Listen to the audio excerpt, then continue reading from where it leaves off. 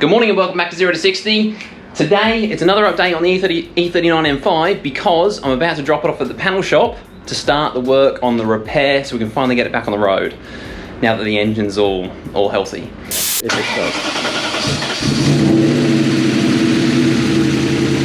You got oil pressure? Looks good. Thank God for that, it sounds fine. So, to fill you in, basically the panabeater I've gone with, it was a bit of an easy decision from my point of view after having a chat to him, and I actually drove the car over to him so he could have a look and check it out. And his inspection sort of made me feel a lot better. He said this hit on the rear quarter, which I'll show you it again just in case you've forgotten it. This push in here. So he, after looking at it, he said it's not too bad. Well, didn't quite put it in those words, but he said he has definitely seen and repaired much worse. So he was convinced that it would be a completely doable repair, and it won't be too hard to get it sorted and to get it absolutely perfect. Another big thing for me was that he was happy for me and even Andrew, if we've got time, to pop round there and do parts ourselves. Nothing that would actually, nothing to do with the finished product for how it looks or the actual structural side, but just in terms of anything mechanical that needs to be removed so that they can get proper access and all that sort of stuff, which is why you can see quite a few M5 parts out behind me. Before dropping it off there, I figured he's obviously going to need access to, well, the inner boot and the parcel shelf and all that sort of stuff. So that's what I did. I started removing everything last night. So we've taken the rear seat out, the back of the seat belts, the parcel shelf, the C-pillars, the lights. I've left the hood lining in for the moment, but I wouldn't be surprised if he does want that to come out. But if that is the case, then I'll run around there with some tools and pull the hood lining out for him.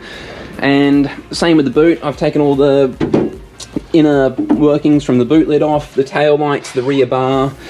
Everything inside the boot's pretty much stripped except for the battery so that it still drives. And yeah, it's already pretty stripped out. And he basically said by allowing me to do that sort of stuff, it just saves him time and ultimately will save me money on the repair. So I was all for that. So that's what's happening now. Andrew's just run down the road to pick up the trailer. So I'll pull this out, we'll get it on the trailer and we'll head round there. Let's go.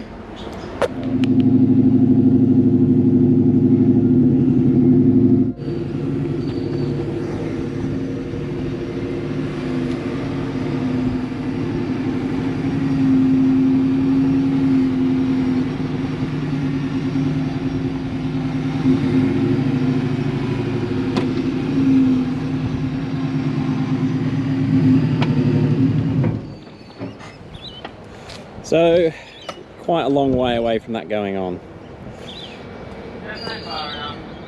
No.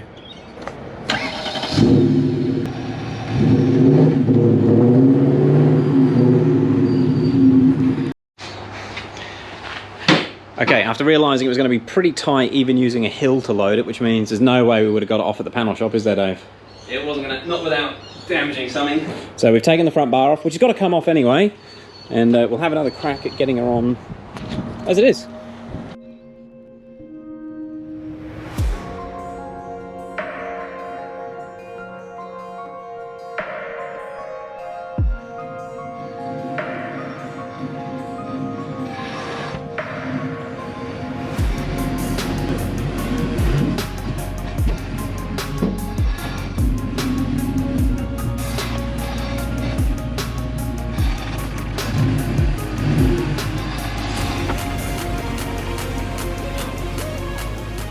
It was easy.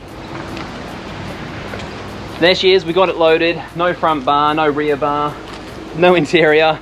It's stripped already, but she's safe. We just did a bit of a brake check and she didn't move too far. So, let's go deliver it.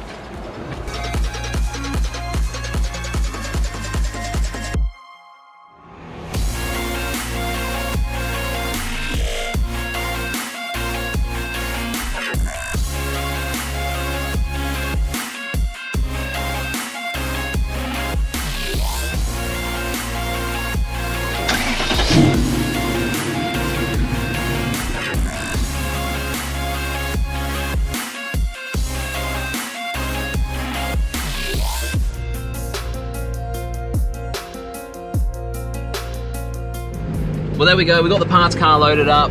We're lucky that Mark at Crystal Refinishing isn't too far from our house, because it's just been a crazy day and everything takes longer than it should. But we got it done, and we're nearly at Mark's place now to drop the parts car off. And I've also got the bumpers and the tail lights and all the other parts and the new boot lid to go on the car as well, so we can line everything up and get it all mint. And I've also got the carbon fibre bonnet that comes with the M5 to see if it's salvageable or if I'm going to have to bin it. So we'll get it unloaded, have a chat to Mark hopefully. Okay, we're back at home now, and unfortunately we didn't get a chance to put Mark on the camera because where the panel shop is, it's on a bit of a hill, sort of multiple hills, and the car needed to be put in a particular spot. But of course it doesn't run, it's just a parts car. So it took a lot of shunting, a lot of manoeuvring, a lot of pushing and pulling. But yeah, we got the car where it needs to be, so that was good. The only thing that wasn't awesome, it's not an issue at all, I wasn't expecting it to be, you know, fixed, but it's this carbon fibre bonnet. This is the one that came on the car when I bought the car. And the blue one that's on it now is the one that I actually bought off Ali at a later date because this one is damaged. But I took it to Mark today and just said, what do you think of it? Do you reckon it's salvageable?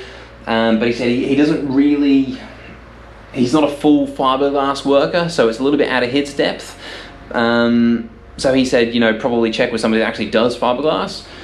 So I thought, before I do just declare it as scrap, I'll ask you guys, just in case you know anybody, particularly on the Sunshine Coast, but even just in Southeast Queensland, that works with fiberglass, and yeah, would know if that is fixable or repairable, or if I have just got to bin it.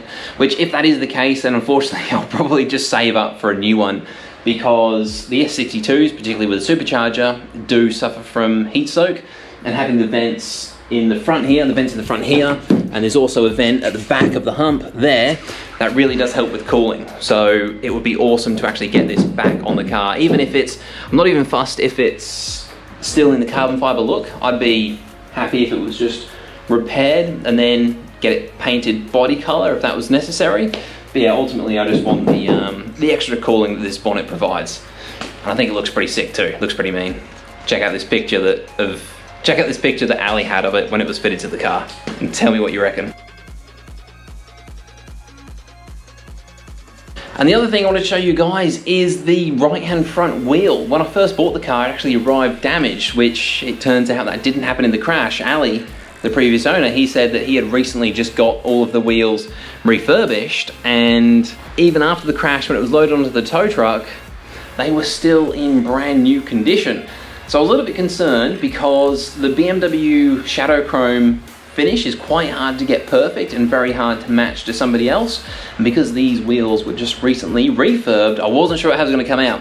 But I took this one here to the Suncoast Wheel Repair in Kelly Court in Maroochydore, which is just down the road. And they have done an awesome job. It actually looks so good.